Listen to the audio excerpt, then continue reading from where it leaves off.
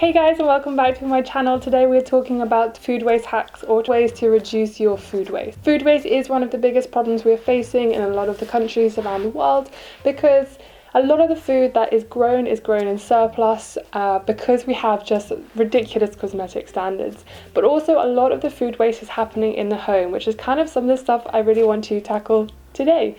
So yeah.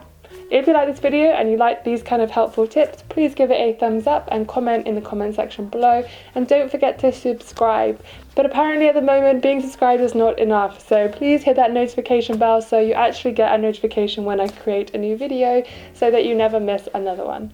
Anyway, without further ado, let's get into the video. So number one is to write a weekly meal plan.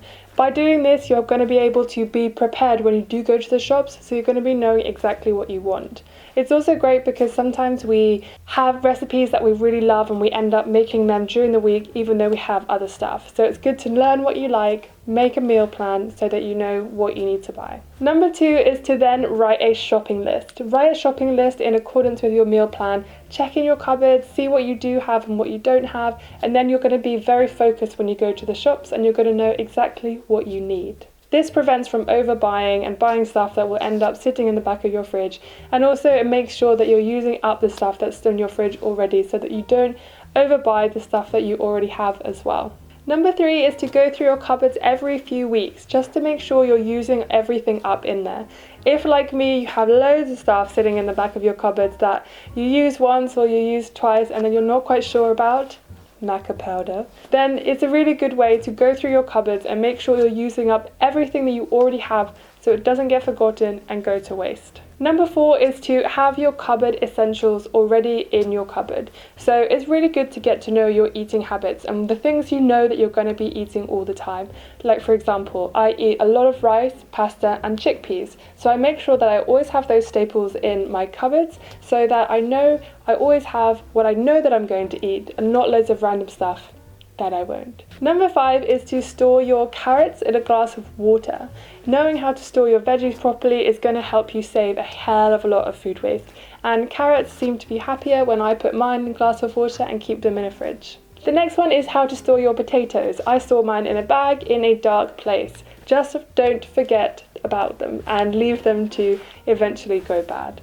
When you store them this way, then you're prolonging their life and you're ensuring that they basically are stored the way that they most likely or like to be. The next one is herbs. I love herbs, but sometimes I buy too much or you can't buy a specific amount, and so to get around this, I either have herb pot plants in my windowsill, or I'm trying to convince people in my flat block to have a herb garden in our communal garden.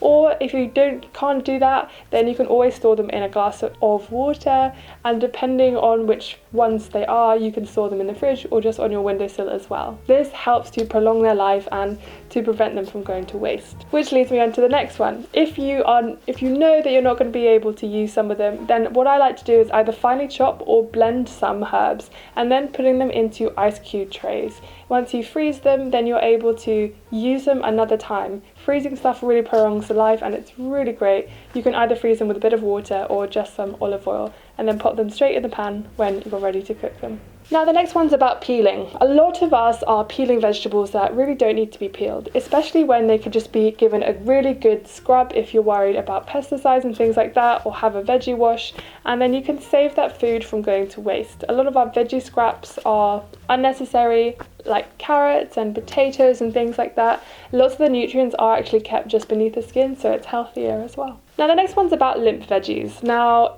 if, like me, you eat a lot of them, then sometimes you have ones in your fridge or your cupboards that start to go a bit limp. So what I like to do is either I like to blend them up and put them in fruit juices or smoothies, or sometimes make out of like roasted red peppers that have gone soft. I like to make a hummus out of them. So don't forget about them or just discard them. You can use them in lots of different things where you're not using like the whole fruit and vegetable like that. The next one is to cook and freeze individual portions of things. If you are one person, like I am, I only cook for myself, then I usually waste a bit of food if I have too much, if I don't store it correctly. So what I like to do to be prepared is to make big batches of stuff and store them in the freezer in one kind of person meal type things. And then when I just want to eat something, I can just grab it out the freezer and I can go. Be aware of the things that you do have in your house. So keep an eye on your veggies so that when they are beginning to turn, you know to use them up and you know when you can able to make sure that you're eating them by. Sometimes I will just have a kind of chart just to kind of say, I have these that are going off, or reminders to eat the courgettes before they go soft kind of thing. But yeah, just checking your veggies regularly to make sure that you know if they're going off can also help a lot with food waste. The next one is to keep your bananas and your apples away from everything else, because they love to turn everything around them ripe as well, which can obviously be a great thing, but it can also be a really negative thing as well. The next one is when you put stuff in the freezer is to make sure you label it with the date, what it is, and when it needs to be eaten by. Again, just like our cupboard, we leave things in there for far too long and then it eventually goes off. By labeling them, then it just means that you know when you need to use it by, and you can keep everything kind of in a nice order, and yeah, you'll know when to use it. The next one is to have a go at replanting some of the stuff that you're using, like spring onions. They really like to regrow. If you cut them off and just have a little bit at the bottom, then you can just pop it back into some water to let the roots grow, or you can just pop it straight into some soil. The same can be done with lettuce and lots of other vegetables. The next one is about stale bread. Don't throw it away. You can blend it and put it into breadcrumbs, or you can put it into a really nice salad that has lots of different liquids like red wine vinegar and olive oil, and leave it there to sit for a few hours, and then it will soak up all that goodness and it will be absolutely delicious. The next one is to freeze ripe fruits. If, like me, you like to go to the farmer's market every now and again and buy really delicious, fresh, and very ripe fruits and vegetables, I like to buy the ones that are just about to sort of kind of go off, the ones that are super ripe, and then I basically take them home, chop them up and freeze them so that I can prolong their life and store that good freshness in them. Which leads me on to the next one, which is another great way to extend the life of vegetables is to pickle them. If, like me, you love sauerkraut and things like kimchi, have a go at pickling them if you've got a cabbage that's slightly going off, or you just want to try another one. It's really great way to preserve and create something delicious. The next one is to use lemon and orange rinds. So instead of throwing them on your compost or discarding them in your landfill, in a bin that goes to landfill, then try using them to make a kind of vinegar cleaner. If you scrape out all of the inside so you make sure that none of that kind of pulpy stuff is in there, then you can use the rinds to flavour a vinegar cleaner, and you can just chop those up, pop them in the vinegar and go spray, and it will be amazing. I would leave it in there for about 10 days and then you'll get the stuff that's not too vinegary anymore and it will smell nice and fresh.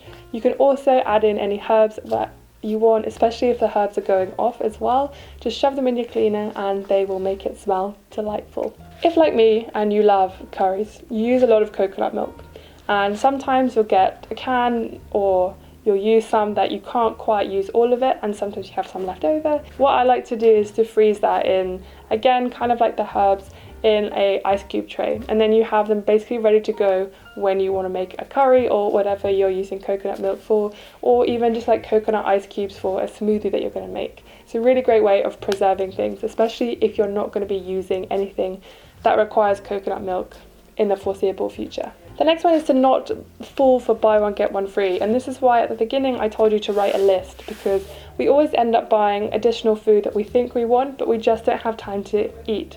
Especially if you have a very busy week and you're going to be eating out a lot, you need to know kind of your schedule and just, don't fall for the buy one get one free. You'll end up buying more stuff than you need and it won't get eaten. The next one is to buy ugly fruits and vegetables, because they're the ones that basically get discarded at the supermarkets, and also to buy single bananas at the supermarkets, because they tend to be the ones that get thrown away and kind of forgotten about, those little singletons. Such a shame. So opt for the ugly ones when you are at the supermarket. The next one is to make jams or chutneys out of your fruit and vegetables that are slightly going off. If, like me, you love things like mango chutney and jam and stuff like that, don't throw away your veggies that are kind of going a bit gross, or kind of your fruits. Shove them in a pot with some sugar and some water and turn them into something amazing, like a jam or a chutney. And the last one is to try and support local initiatives. So if you live in a place that has a community garden, or you know someone that's trying to build an allotment, or in London, for example, in West Dulwich, Danae from Cookies and Biscuits, she has a community kind of strip on a road that all the people live by. They basically turned it into an edible garden that anyone is allowed to use as long as you help, which I think is great. And I use a local service called Oddbox because they specifically get food that would have gone to waste because it's wonky or it's too big, it's too small, etc. So by supporting them, I am helping to reduce food waste. And if you don't have one available to you, then why not start one? I live in a huge flat block, but we have a really big community garden that nobody really uses. So I'm going to try and empower everyone in our building to start a edible garden and try and just plant a few things, even if it's just herbs. We have a few herb pots out the front, which is really great, but also I would love to make something a lot bigger, and then it'd be great.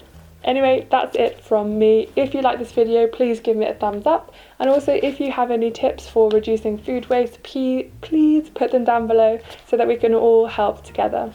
Anyway, thank you so much for watching, and I hope you learned something, and if you have something to teach me, please let me know, and I'll see you guys next time. Don't forget to like, share, subscribe, and hit that little notification bell so you never miss another video. Bye!